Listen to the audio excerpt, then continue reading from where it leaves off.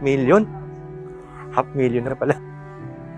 Yung zero balance. Kasama po ba kami doon?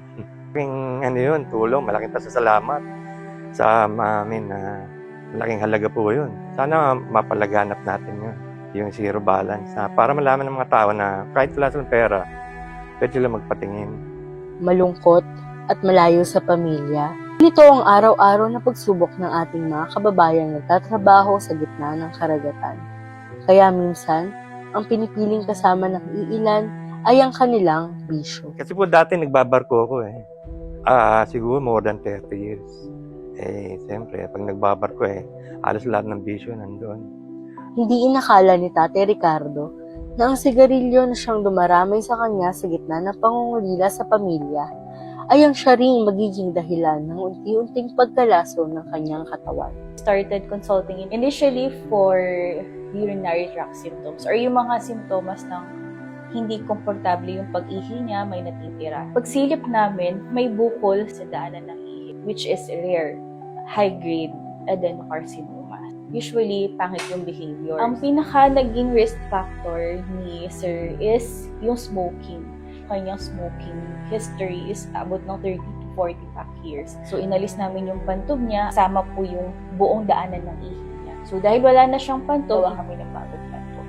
So, portion of his intestine, ginawang parang reservoir at nilabas po yung intestine. So, may stoma na po siya for life. Sa pagkakaroon ng sakit na dulot ng paninigarilyo, hindi lamang buhay ang nauupos, maging ang ipon dahil sa mahal ng gamutan. 500,000? Half million na pala. Yung zero balance. Kasama po ba kami doon? Malaking yun, tulong, malaking pasasalamat sa amin na malaking halaga po yun. Sana mapalaganap natin yun, yung zero balance. Para malaman ng mga tao na kahit wala silang pera, pwede sila magpatingin. Iisip po siguro nila na kahit yung sakit nila na tiisin na lang nila dahil wala silang pambayad, huwag sila mag-iisip ng gano'n. Isipin nila na tutulungan sila ng gobyerno na kahit na ano pa man, makakaraos. Ang lason ay lason. Marami man ito o kaunti. Kaya ang paalala ng eksperto, Hindi siya limited for the smoker alone. Kahit sa mga taong nakakalanghap ng second-hand smoke, affected doon sa smoking. saan man galing ang usok na iyan, sa vape man o sigarilyo, pareho lang silang nagtataglay ng nikotina na nakasisira sa katawan ng tao. Tandaan na sa bawat hit-hit, bawat hipak, hindi lamang ang sarili mo ang naaapektuhan.